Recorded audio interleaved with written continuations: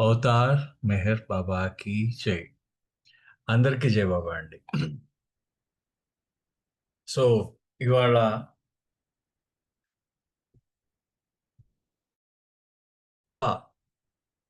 గురుప్రసాద్లో అంటే గురుప్రసాద్ ప్రతి సమ్మర్లో అంటే సమ్మర్ అంటే వేసవి కాలంలో బాబా వెళ్తూ ఉండేవారు గురుప్రసాద్కి. ఆ సమయంలో గురుప్రసాద్లో బాబా ఏం చేశారంటే ఈ మధ్యాహ్నం పూట కంటే పొద్దున్నో మధ్యాహ్నం రాత్రి ఏదో సమయంలో వాళ్ళు ఎప్పుడు అందరూ హాయిగా ఆనందంగా ఉన్న సమయంలో బాబా ఎప్పుడైనా ఒక స్పిరిచువల్ డిస్కోర్స్ అంటే ఒక ఆధ్యాత్మికమైన ఒక డిస్కోర్స్ బాబా ఎప్పుడు ఇచ్చేవారు అనమాట. చాలా అద్భుతమైన డిస్కోర్సెస్ ఇచ్చారు గురుప్రసాద్ లో బాబా. సో అలా అటువంటి డిస్కోర్సెస్ లో ఒక అంశం అన్నమాట ఇవాళ. అంటే కొన్ని ఆ ప్రసంగాల్లో బాబా ఇచ్చిన కొన్ని ఆ ప్రసంగాలలో దాంట్లో ఒక అంశం ఇవాళ మనం తీసుకుందాం. దాంట్లో ముఖ్యంగా దీంట్లో మనకేంటంటే బాబా ఇక్కడ చెప్పడం ఈ జీవితంలో అంటే హఫీజ్‌ని ఫస్ట్ ఆ రోజు కోట్ చేశారు బాబా. హఫీజ్‌ని కోట్ చేస్తూ becoming a master of wisdom అని చెప్పేసి దాన్ని అంటే హఫీజ్ అంటే మనకొక హఫీజ్ మనకొక సలహా ఇస్తున్నారట. వివేక వివేక అంటే మనం వివేకంతో ఏ విధంగా ఉండాలి? ఆ వివేకంతో వివేకంతో ఏ విధంగా ఆ వివేకాన్ని ఏ విధంగా మాస్టర్ కావాలి? అంటే దాన్ని పూర్తిగా ఆ వివేకం అవివేకం కాదిక్కడ. నేను ఆ వివేకం అన్న వెంటనే అవివేకంగా మారిపోతూ ఉంటుంది. సో, ఆ వివేకానికి ఏ విధంగా అంటే వివేకంలో ఎప్పుడు నిపుణత సాధించాలి అనే విషయం మీద బాబా ఇచ్చిన ఒక అద్భుతమైన ప్రసంగం ఇది. దాంట్లో ఏమంటారంటే హఫీజ్ అన్న మాట ఏంటంటే, "ఓ అజ్ఞాని ఒకరోజు నువ్వు ఈ జ్ఞానానికి గురువైపోతావు. జ్ఞానాన్ని సంపాదించుకొని గురువవుతావు. సో, నువ్వు ఈ జ్ఞాన మార్గంలో నడవనంత కాలం ఇతరులని నువ్వు ఎలా నడిపిస్తావు?" అంటే దీన్ని ఇంగ్లీష్‌లో ఆయన ఏం చెప్పారంటే ఇంగ్లీష్‌లో ఆ రోజు బాబా ఇంగ్లీష్‌లో చెప్పింది. "O ignorant one, strive so that one day you become a master of wisdom. Unless you yourself have traversed a path, how can you guide others?" అంటే హఫీజ్ ఏదైతే మనకి మేల్కొల్పుతున్నారో, అంటే తన పిలుపుతో ఏ విధంగా మేల్కొల్పుతున్నారో బాబాయ్ ఇక్కడ మనకి ఆయన చెప్తున్నారన్నమాట. అంటే, అంటే మనకిక్కడ ఓ ఇగ్నోరెంట్ వన్ అంటే మనకు అజ్ఞాని అని పిలుస్తున్నారు. మనం అజ్ఞానంలోనే ఉన్నాం. కారణం ఏంటంటే మనకు సత్యం తెలియకపోవడం వల్ల అజ్ఞానంలోనే ఉన్నాం. సో, కాబట్టి ఎప్పుడు అలా ఊరికనే కూర్చుంటూ పోకు అజ్ఞాని. ఎప్పుడు కూడా అలా ఖాళీగా కూర్చోకు. ప్రయత్నం చెయ్యి. సో, నువ్వు ప్రయత్నం చేసినప్పుడు నీ లక్ష్యం ఎటువైపు ఉంటుంది? ఈ ప్రాపంచికమైన సఫలత వైపే కాకుండా, ఆధ్యాత్మికంగా వివేకం సాధించుకోవాలి నువ్వు. అంటే ఆధ్యాత్మిక జ్ఞానాన్ని సంపాదించుకోవాలట.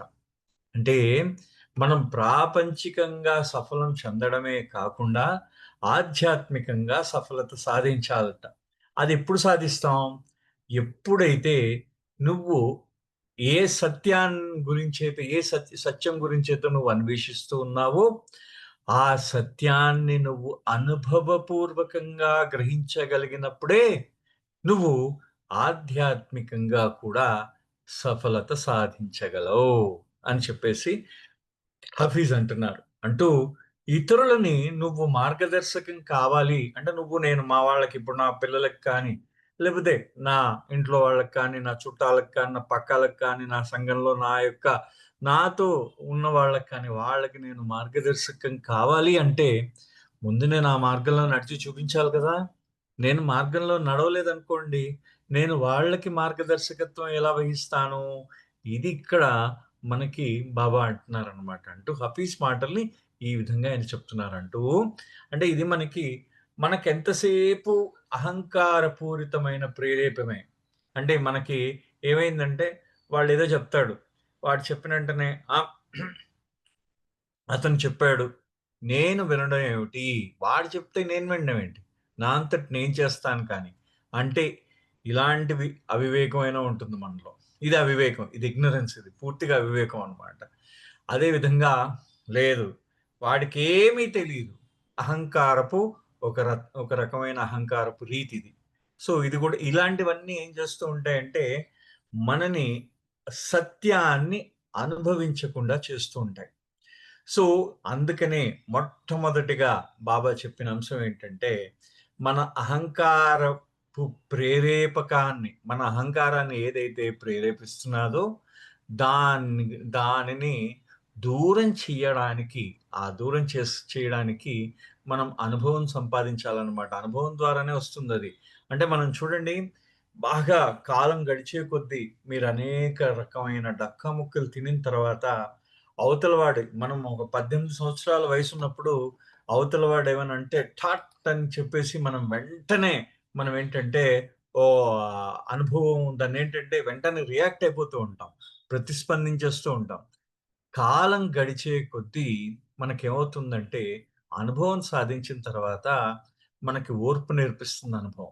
ఆ ఓర్పుతో పాటు మనం సత్యాన్ని గ్రహిస్తాం మనం అనుభవపూర్వకంగా.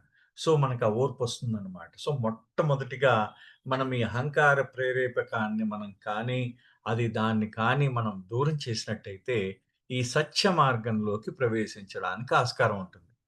So it reminds us that the first step is humility and personal transformation through the guidance of the perfect master. అంటే మనం ఏ విధంగా ఉండాలి?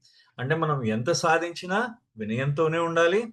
ఆ వినయంతో ఎప్పుడైతే మనం ఎంతో సాధించినా కానీ ఎప్పుడైతే ఆ వినయ విధేయతలు మనలో ఉంటాయో దానిల వలన మనకేమవుతుందంటే మనము వ్యక్తిగతంగా మనలో చాలా పెనుమార్పొస్తుంది.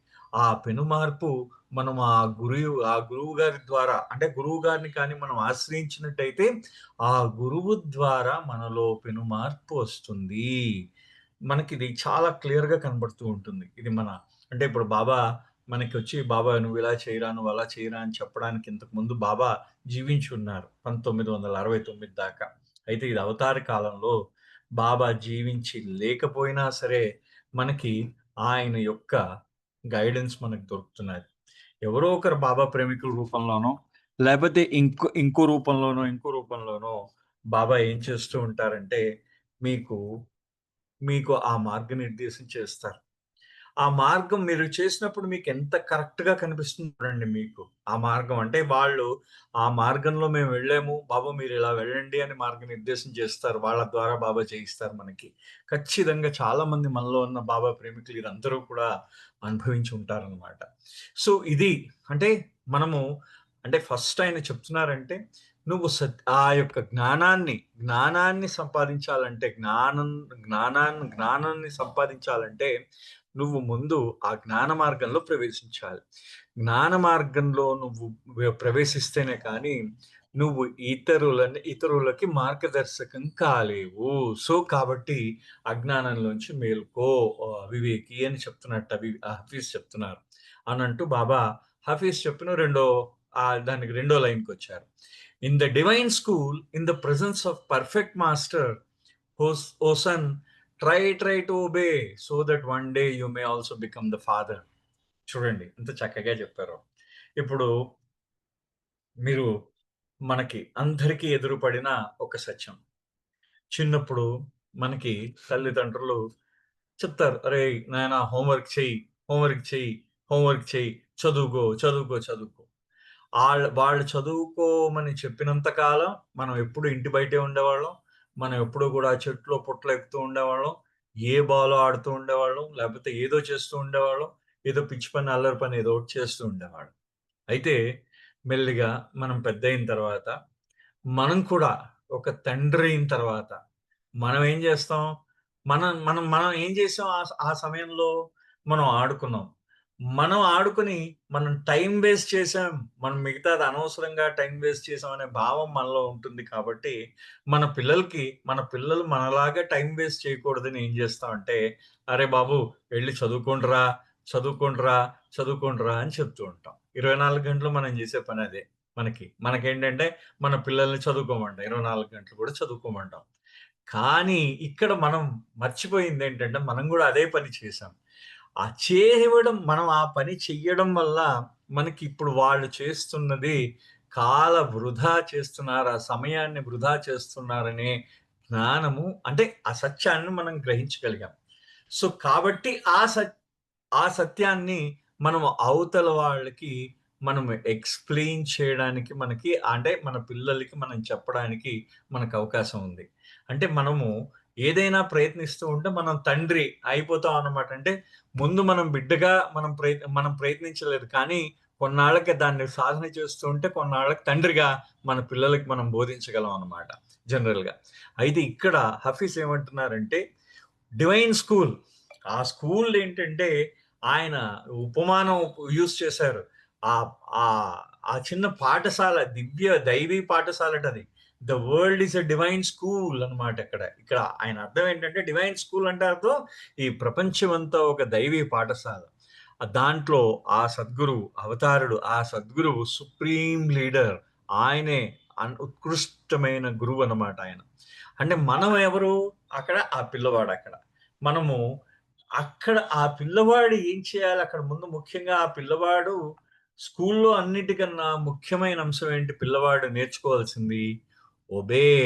ఏ విధంగా తన గురువుని ఏ విధంగా అతను ఒబే చేస్తున్నాడు అనే విషయాన్ని అంటే ఆయన యొక్క ఆజ్ఞని పాటిస్తున్నాడా లేదా?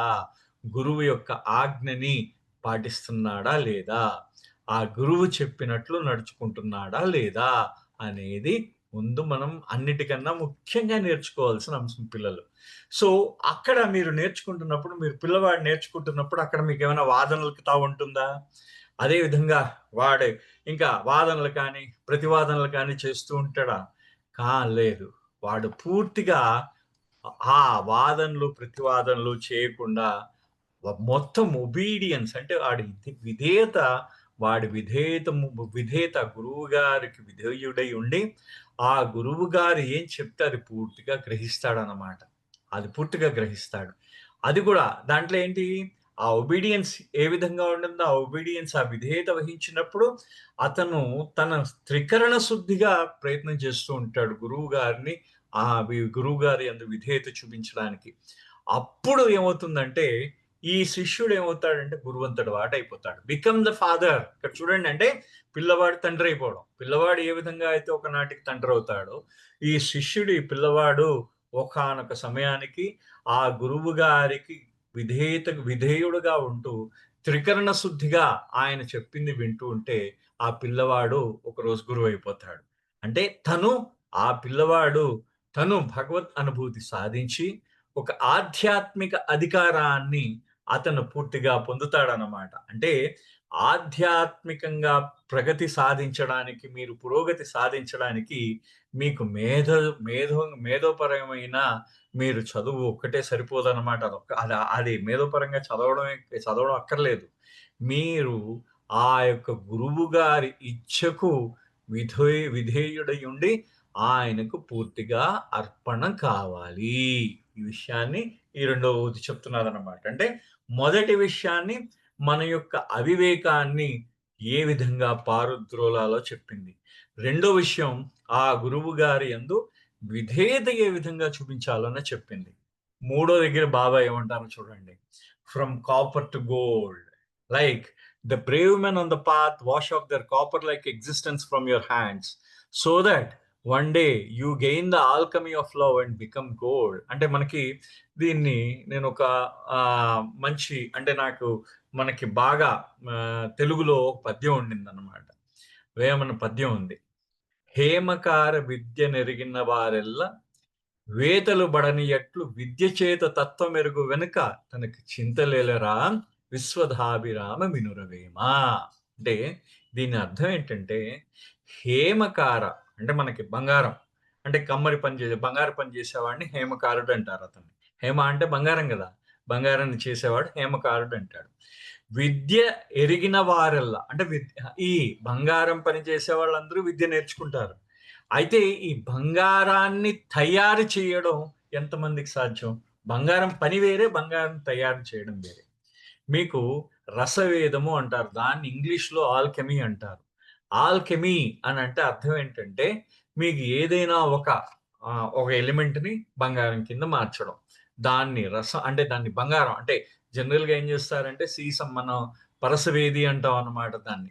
ఆ పరసవేది అంటే ఇనుముని మనం బంగారం కింద మార్చేయడం అన్నమాట. అలాగా ఒక చిన్న స్థాయి, నీచ స్థాయి ఉన్న ఎలిమెంట్‌ని మనం ఏం చేస్తామంటే దాన్ని పూర్తిగా అంటే ఇనుము నుంచి బంగారం తయారు చేయడం. అలాగే సీసం నుండి బంగారం తయారు చేయడం. సో, ఇలాంటివన్నీ చేస్తూ ఉంటాం పరసవేదిలో. అటువంటిది మనకు వేమన పద్యం అర్థం ఏం చెప్పిందంటే, "హేమకార విద్య నెరిగిన వారెల్ల వేతల బడినియట్లు." అంటే వేతనానికి వాడికి వేతనం అవసరం లేదు. వాడికి బంగారం తయారు చేయడం వచ్చు. ఇంకెందుకు వాడికి జీతం వాడికి? నీకు జీతం అవసరం లేదు కదా! సో, అదే విధంగా అంటే బంగారం తయారు వాడికి వేతనం అవసరం లేదు. అదే విధంగా విద్య చేత తత్వము ఎరుగ వెనుక తనకు చింతలేలరా. అంటే విద్య ద్వారా మీరు ఏదైతే జ్ఞానం ఉందో, ఆ జ్ఞానం ద్వారా సత్యాన్ని గ్రహించిన పిదప మీకు చింతెందుకింక మీకు చింత ఉంటుందా? ఏ విధమైన చింతైనా ఉంటుందా? అది ఉండదు కదా! ఇది మనకి వేమన పద్యం. సేమ్ వేమన పద్యం తాలూకు సారాన్ని ఇక్కడ మనకి చెప్తున్నారు. అంటే ఈ మనకి జనరల్‌గా కాపర్ అంటే ఈ దాన్నేమంటారు రాగి మనకి మామూలుగా రాగి ఎలా ఉంటుంది? డల్‌గా ఉంటుంది. అంటే దాంట్లో అంత ఇంప్యూరిటీస్ ఉంటాయి. అంటే స్వచ్ఛత ఉండదు. స్వచ్ఛత అది స్వచ్ఛత ఉండదనమాట. రాగిలో స్వచ్ఛత ఉంటుందా? అది ప్యూర్ రాగి అంటే అది చాలా చిన్న స్థాయి వస్తువుగా మనం పరిగణిస్తూ ఉంటామనమాట. అంటే అపవిత్రమైంది, అపరిశుద్ధమైంది అని చెప్పేసి మనం పరిగణిస్తాం. అదే విధంగా రాగిని ఇక్కడ మానవుడితో పోల్చి చూపిస్తున్నారు. ఆయన హఫీజ్ చెప్పిన మాటను బాబా చెప్తున్నారు. అంటే రాగి ఎలా ఉంటుంది? అది ఇంప్యూర్ అంటే చిన్న అంటే దాన్నేమంటారు? ఆహ్, అపవిత్రంగా అంటే అపరిశుద్ధంగా ఉంటుంది. మలినాలతో నిండబడి ఉంటుంది. కల్మషాలతో ఉంటుంది రాగి. సో, దాన్ని కోరికలతో అదే విధంగా మానవుడు కూడా అటువంటి మలినాలతో, అటువంటి కోరికలతో పరిమితమైపోయి ఉంటాడు. బంగారం దేన్ని సూచిస్తుంది? స్వచ్ఛతని సూచిస్తుంది. అదే విధంగా దాని దాని గొప్ప కాంతిని సూచిస్తుంది. అంటే చూడండి బంగారం ఎంత గొప్పగా మెరిసిపోతూ ఉంటుంది కదా మనకి. ఆ విధంగా ఆ బంగారం ఎవరైతే వేసుకొని ఉంటారో, బంగారాన్ని ధరించిన వాడు ఖచ్చితంగా వాడి కాంతివంతంగా వాడు మెరుస్తూ ఉంటాడనమాట. ఎవరో బంగారం గొలుసు వేసుకుంటే వాడు మెరుస్తూ ఉంటారు. అలాగే భగవత్ అనుభూతి, గాడ్ రియలైజేషన్ సంపాదించిన వాడెప్పుడు కూడా బంగారంతో సమానం. వాడు స్వచ్ఛత కలిగి ఉంటాడట. అనంటూ బాబా ఏమంటారంటే, హఫీజ్ ఏమంటున్నట్ట, "ఆ రాగిని బంగారంగా మార్చడానికి నీకు ఆ రసవాదం, ఆ పరసవేది అవసరం. ఆ పరసవేది ఏంటంటే, మనిషిని భగవంతుడిగా మార్చడానికి ఇక్కడున్న పరసవేది ఏంటంటే, ఆ దివ్య ప్రేమనే పరసవేది నీకు ఆ ఆ వాదం నీకు ఆ రసం అవసరం. అంటే నీకు పరసవేదిలో ఒక ఎలిమెంట్ తాలూకు రసం అవసరం. అంటే నీకు సీసం అవసరం. ఇక్కడ అదే విధంగా మనిషి దాన్నేం జేస్తారు? దివ్య ప్రేమ అనే దాన్ని కలగలిపి, ఆ మనిషిని ఆ దివ్య ప్రేమలో ముంచేస్తే వాడు భగవంతుడి కింద మారిపోతాడు. అక్కడ ఏం చేస్తున్నాడక్కడ? ఆ రాగిని ఆ బంగా ఆ రాగిని ఆ కెమికల్‌లో ముంచితే, ఆ రసాయనంలో ముంచేసరికి, తేల్చేసరికి అదేమైపోయింది? అది బంగారం అయిపోయింది. ఈ మనిషిని అదే రకమైన పరసవేదిలో అంటే ఆ బంగారం అనే దాంట్లో ముంచితే, వీడు దివ్య ప్రేమ అనే దాంట్లో ముంచితే వీడు భగవంతుడైపోయాడు. కానీ ఇది ఏంటవుతుందంటే, ఈ దివ్య ప్రేమకి చాలా ధైర్యం కావాలి ఆ దివ్య ప్రేమని. ఆ దివ్య ప్రేమను నువ్వు పొందడానికి చాలా ధైర్యం కావాలి. ప్రాపంచికమైన బంధనాలన్నింటినీ తెంచుకోగలగాలి. అతి కష్టాన్ని ఎదుర్కోగలగాలి. ముఖ్యంగా అన్నిటికన్నా నేను అనే నీ అహంకార పూరితాన్ని వదులుకోగలగాలి. ఇది చాలా కష్టంట అన్నిటికన్నా. సో, అందుకనే బ్రేవ్ మెన్ అన్నారు ఇక్కడ. ఇక్కడ బ్రేవ్ అంటే చాలా ధైర్యవంతులైన మానవులు. అంటే చాలా అరుదైన ఆత్మలు మాత్రమే వాళ్ళు తమని తాము ఆ గురువుకి సమర్పించుకోగలరు. ఆ దివ్య ప్రేమలో మునగడానికి వాళ్ళు సిద్ధం కాగలరనమాట. చాలా కొద్ది మంది మాత్రమే. అందరూ ఆ విధంగా వాళ్ళు వాళ్ళకి ఆ ధైర్యం ఉండదనమాట. కారణం వాళ్ళు ఇన్ని కష్టాలకి వాళ్ళ పరిమితమైన అహంకారాన్ని వదులుకోవడానికి వాళ్ళు సిద్ధం అవ్వాలి. అనేక రకమైన భౌతికపరమైన, మానసికపరమైన కష్టాల్ని ఎదుర్కోవడానికి వాళ్ళు, వాళ్ళు రెడీగా ఉండాలి. ఆ ప్రాపంచికమైన బంధనాలన్నిటిని వదులుకోవడానికి వాళ్ళు సిద్ధంగా ఉండాలి. ఇవన్నీ వదులుకుంటేనే కానీ ఆ దివ్య ప్రేమలో మునగడానికి మీకు అవకాశం ఉండదు. అంత ధైర్యం రాదనమాట. అంత ధైర్యస్తులు మాత్రమే ఆ దివ్య ప్రేమలో మునగగలరనమాట. ఆ దివ్య ప్రేమ అనే పరసవీధిలో మునగగలరు. సో, అది కొద్దిమంది ధైర్యవంతులు, వీరులు మాత్రమే దాంట్లో ఆ దివ్య ప్రేమలో తమని తాము కోల్పోగలరు. సో, తమని తాము ఏ వీరులైతే ఆ దివ్య ప్రేమలో తమని తాము కోల్పోతారో, వాళ్ళ గురువుకి పూర్తిగా అంటే ఆ ప్రియతముడికి పూర్తిగా అర్పణైపోయినట్టు. అప్పుడు అంటే వాళ్ళు పూర్తిగా అర్పణైపోయి తమని తాము అర్పించేసుకున్నారు ఆ దివ్య ప్రేమతో ఆ ప్రియతముడికి. అర్పించుకున్న వెంటనే ఆ తర్వాత వాళ్ళు ఎలా కనిపిస్తారట? They shine like gold in the radiance of his love. ఆయన ప్రేమలో వాళ్ళు బంగార కాంతులతో వాళ్ళు మెరిసిపోతూ ఉంటారనమాట. అంటే ఆ భగవంతుడు, ఆ ప్రియతముడి యొక్క ప్రేమలో వాళ్ళు ఏ విధంగా ఆ ప్రియతముడి ప్రేమ వాళ్ళపై పూతొచ్చేస్తుందనమాట. సో, దాంతో వాళ్ళ కాంతులతో మెరిసిపోతూ ఉంటారు. ఇక్కడ ఈ మాటను బాబా వాడారు. అంటే చెప్తూ wants of the body, sleep and food have kept you away from the threshold of love. అంటే ముందు 3 అంటే మనం 3 పార్ట్స్ నేర్చుకున్నాం. ఒకటేం చేశారు? మీరు అజ్ఞానాన్ని పారదోలి, ఆ జ్ఞానాన్ని సంపాదించడం. అంటే ఆ గురువుగారు అంటే ఆధ్యాత్మిక మార్గంలో స్వానుభవంతో గాని మీరు ఆ జ్ఞాన మార్గంలో ప్రవేశించలేరు. జ్ఞాన మార్గంలో ప్రవేశించి ఆ దైవీ ఆ పాఠశాలలో ఆ సద్గురువు యొక్క ఆయనకు అర్పణ అయిపోతేనే కానీ మీరు మళ్ళీ మీకు ఆ భగవద్ అనుభూతి మీరు మళ్ళీ తండ్రి కాలేరు. తిరిగి మీరు గురువు కాలేరు. అదే విధంగా ఆ దివ్య ప్రేమలో మిమ్మల్ని మీరు కోల్పో కోల్పోవాలన్నమాట. దివ్య ప్రేమలో మిమ్మల్ని మీరు కోల్పోయి, మీరు పూర్తిగా దివ్య ప్రేమలో ఆయనకి మీరు అర్పణ అయిపోయినాడు. ఆయన యొక్క ప్రేమలో మీరు బంగారు వర్ణంతో కాంతివంతం అయిపోతారు. 3 పాయింట్స్ చెప్పాం మనం. బాబా చెప్పారు. 4గో పాయింట్ దగ్గరికొస్తున్నారు. అంటే ఇక్కడ ఏమంటారంటే wants of the body wants of the body, sleep and food have kept you away from the threshold of love. You will attain union with the beloved when you become free of all wants. అంటే wants అంటే కోరికలు. కోరికలు ఏం చేస్తున్నాయి? నిన్ను ఆ ప్రేమ నుంచి దూరం చేస్తున్నాయి. ప్రేమ నుంచి దూరం కావడానికి నీకు అడ్డం పడేవి నీ కోరికలు. సో, అదే విధంగా నీ శరీరం తాలూకు కోరికలున్నాయి కొన్ని. వాటి అవసరాలు కూడా అవే. అంటే నిద్ర, ఆహారం కూడా వాటి అవసరాలు. కానీ అది ఏమైపోతున్నదంటే, నిద్ర, ఆహారం అవసరాలు మన శరీరానికి అవి అవసరాలు మాత్రమే.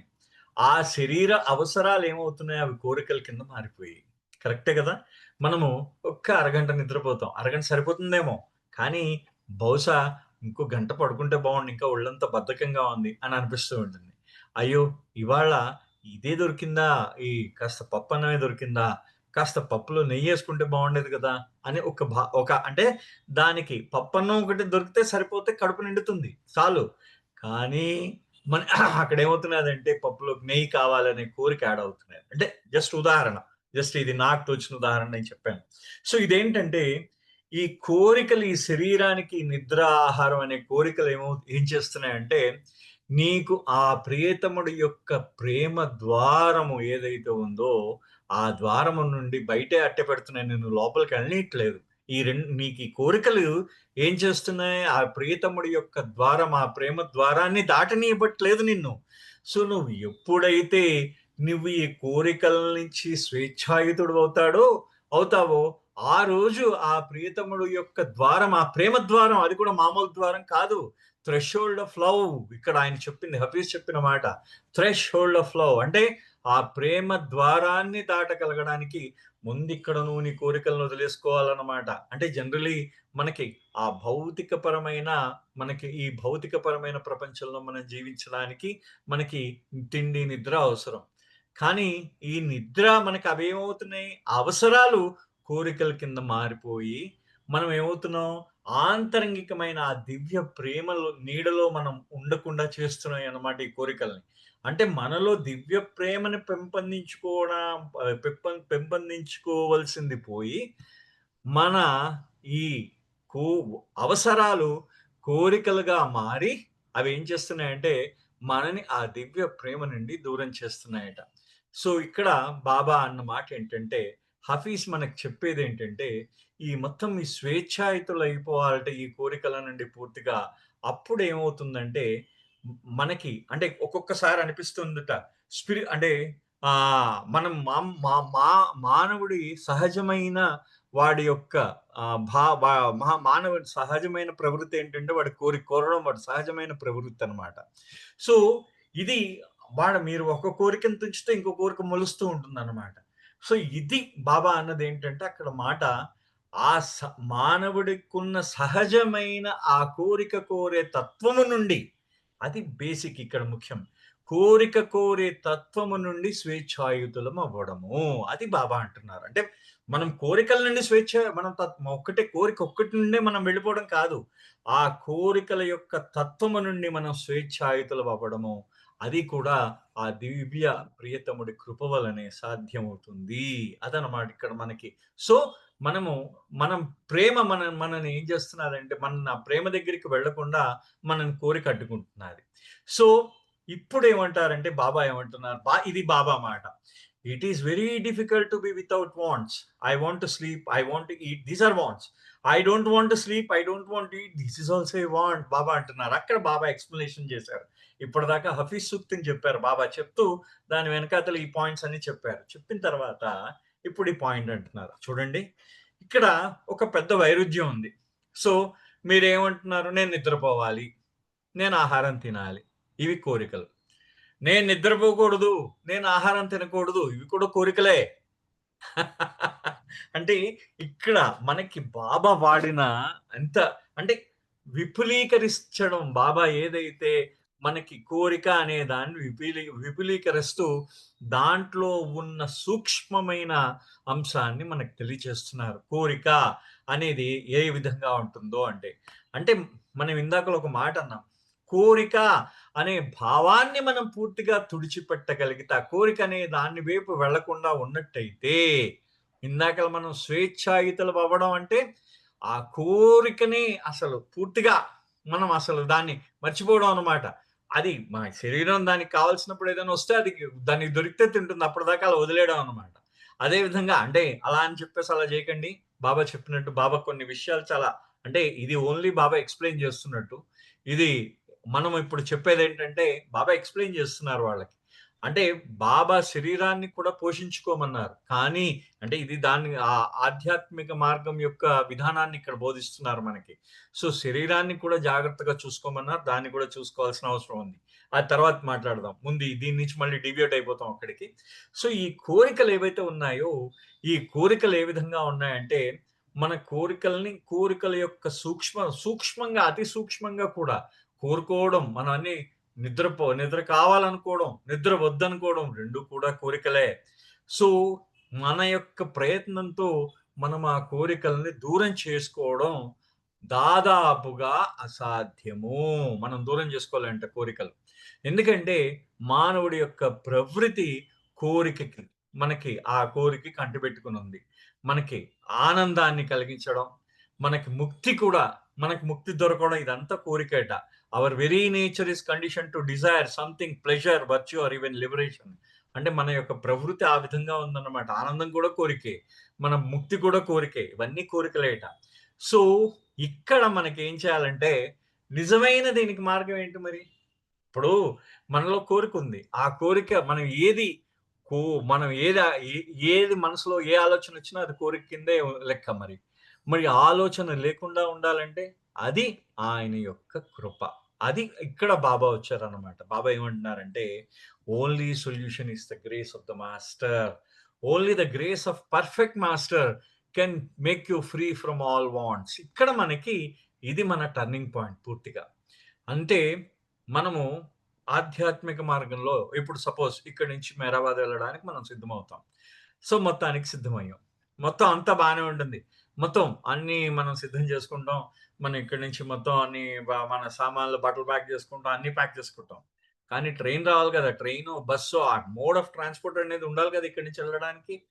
అంటే మీరు ఇక్కడి నుంచి అక్కడికి తీసుకువెళ్ళేది మాత్రం మన ప్రయత్నం మనం జేస్తున్నాం. మొత్తం అన్ని బట్టలు సర్దుకున్నాం, టూత్ పేస్ట్ పెట్టుకున్నాం, బ్రష్ పెట్టుకున్నాం, దుప్పట్లు పెట్టుకున్నాం, తలగడ పెట్టుకున్నాం, అన్నీ పెట్టుకున్నాం.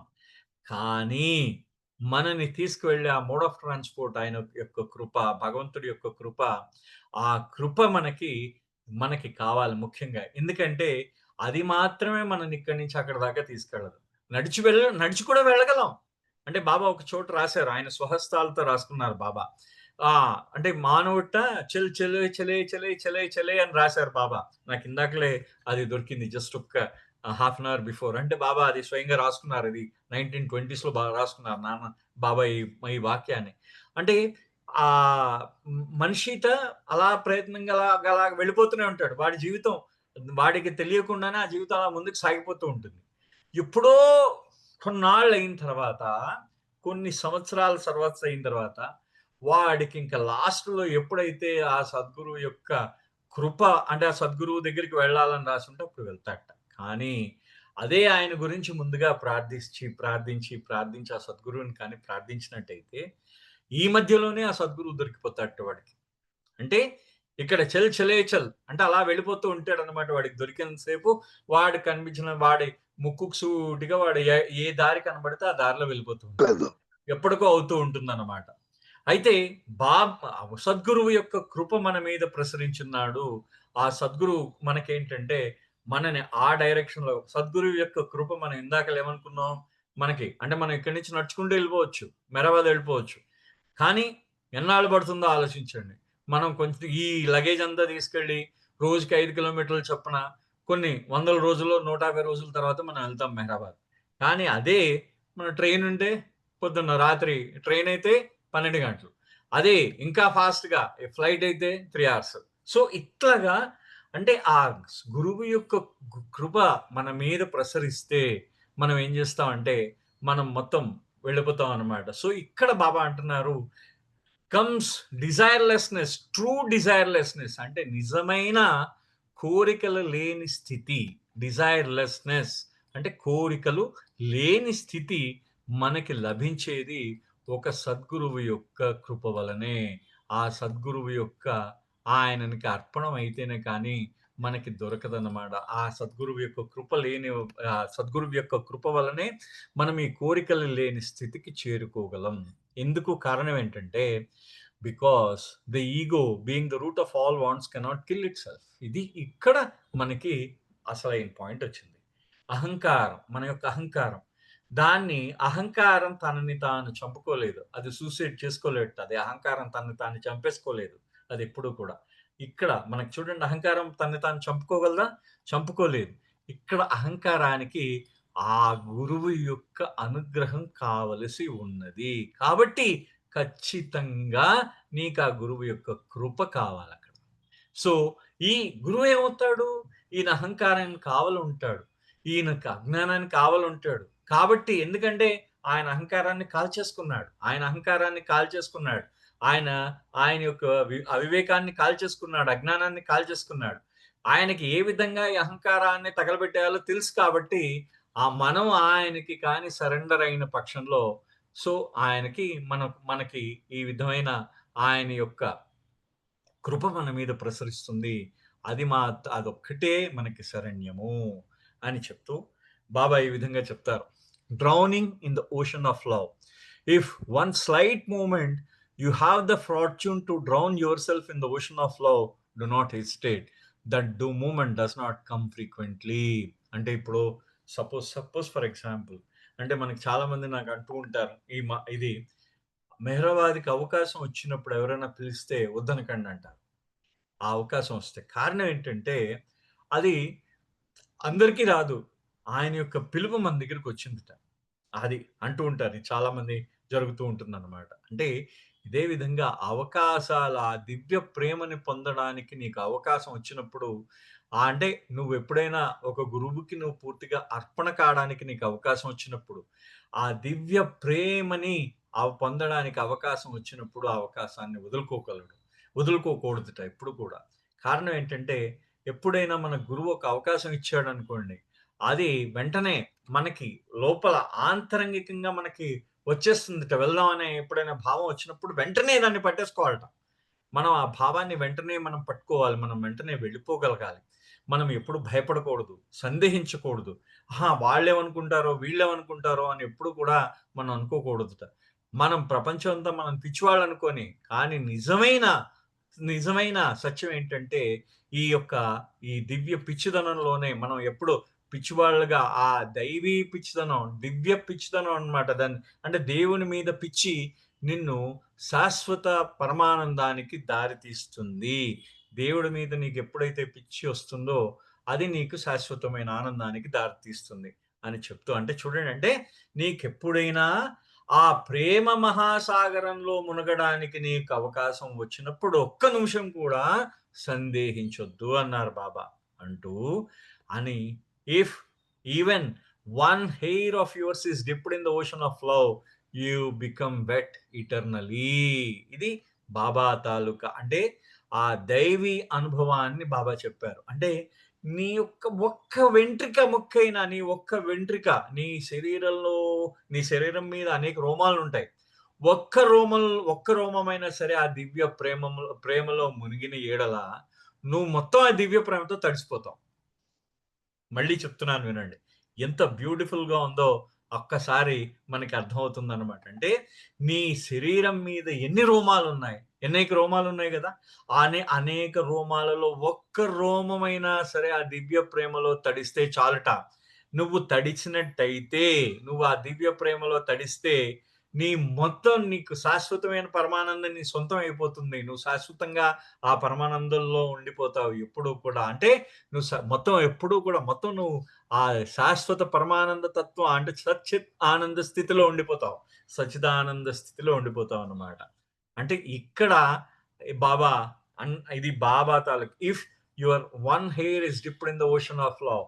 నీ మొత్తం అన్ని రోమాల్లో ఒక్క రోమం పూర్తిగా ఆ దివ్య ప్రేమతో తడిసిన యెడల నువ్వు మొత్తం తడిసిపోయినట్టే ఆ దివ్య ప్రేమలో తడిసిపోయినట్టేట. అంటే ఆ ఒక్క ఒక్క ఆ చిన్న పిసరు నువ్వు ఆ టేస్ట్ దాని తాలూకు రుచి ఆ దివ్య ప్రేమ రుచి నీకు తెలిస్తే చాలు. ఒక్కసారి ఆ దివ్య ప్రేమ రుచి కానీ నీకు తగిలితే నువ్వింకా మళ్ళీ సత్యాన్ని నువ్వు దాన్ని టేస్ట్ చేసినట్టే, ఆ సత్యాన్ని నువ్వు రుచి చూసినట్టే. అంటే ఇంకా ఆ భగవంతుడితో నీకున్న ఆయనతో నువ్వు ఎప్పుడైతే ఆ సంపర్కం ఏదైతే ఉందో అది నిరంతరం శాశ్వతంగా కొనసాగుతూ ఉంటుంది. ఇది బాబా చెప్పిన మాట. Next footless when the will of the beloved becomes your will then you are footless and headless. అంటే న్ ఆయన ఇచ్చే నీ ఇచ్చ అయినప్పుడు, అంటే భగవంతుడి యొక్క ఇచ్చ నీ ఇచ్చ అయినప్పుడు, నువ్వింక నీకు బుర్ర ఉండదు, కాలుండదు. నువ్వు నేను ఇవాళ సపోజ్ నేను ఇక్కడి నుంచి బయటికి వెళ్తాం అనుకున్నాను. ఒక కిలోమీటర్ దూరంలో ఎక్కడికో వెళ్ళాలని అనుకున్నాను.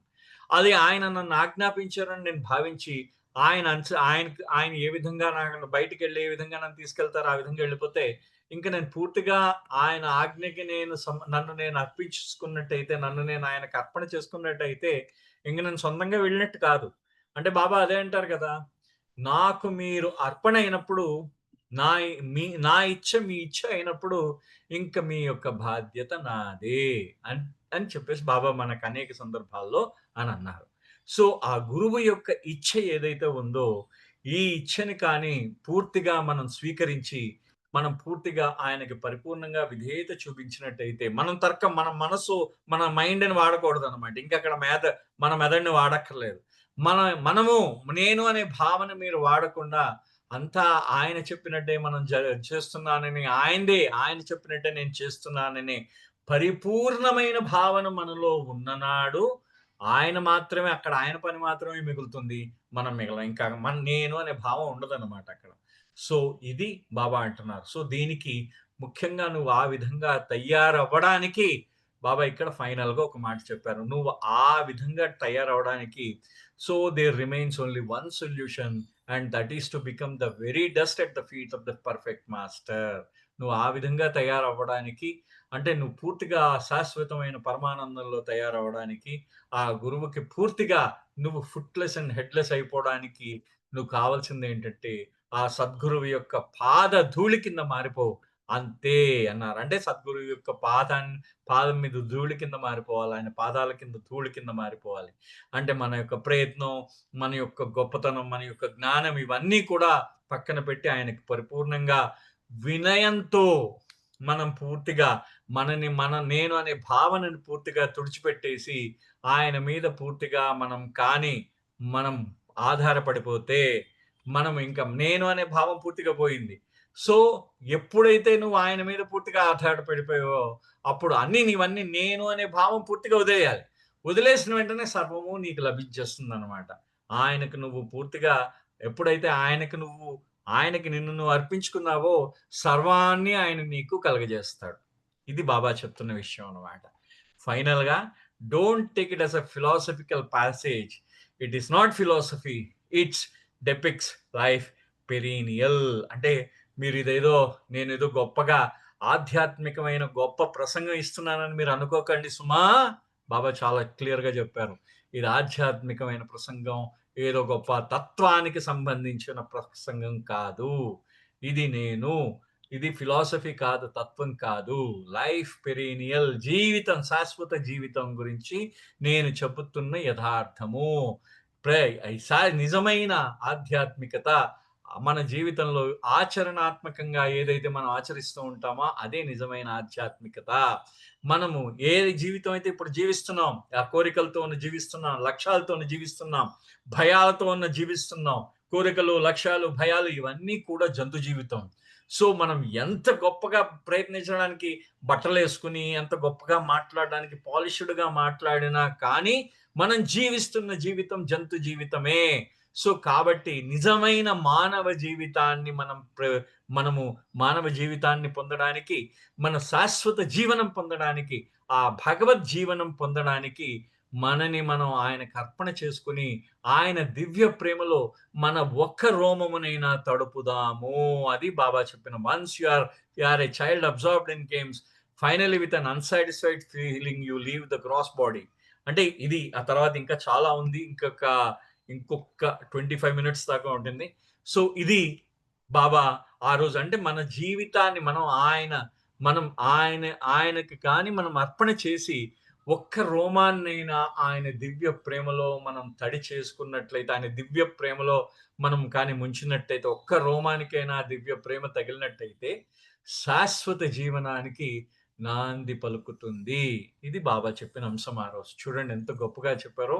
అది మనకి అంటే ఇది ఫిలాసఫికల్ పాసేజ్ కింద తీసుకోకండి అని చెప్పారు. చాలా క్లియర్‌గా చెప్పారు. అంటే నేనేదో చెప్పిందేదో తత్వం అనుకోకండి. ఆ ప ఆధ్యాత్మికత అంటే ఆచరణాత్మకమైనది అని కూడా బాబా చెప్పారు. ఇక్కడితో ఇవాళ ఆపుదాం. ఈ అవతార్ మెహర్ బాబాకి జై. జై బాబా అండి. Thank you very much. Thank you very much. Jayababu Suvarna గారు డిజైర్‌లెస్ గురించి చెప్పుకుంటూ వచ్చి ఎండింగ్ దాకా చక్కటి విషయాలు చెప్పారు. ఐ కాంట్ మళ్ళీ రిపీట్ చేయదలుచుకోలేదు. Everybody happy for your speech. ఇప్పుడు మనకి సంకీర్తనలో మన రజని గారు ఒక సంకీర్తన చేస్తారు. తర్వాత రాజు వాణి గారు ఓ సంకీర్తన రెడీగా ఉండాలి. జయబాబు అండి రజని గారు. మెహర్ రజని గారు. జై బాబా అండి. జై అవతార్ మెహర్ బాబా కీ జై. ప్రభుని పాదములు విడువని వరమిడు, ప్రభుని పాదములు విడువని వరమిడు, ప్రియతమని పాద శరణాగతులము అభయము సంగుమయా. మేహర్ ప్రభుని పాదములు విడువని వరా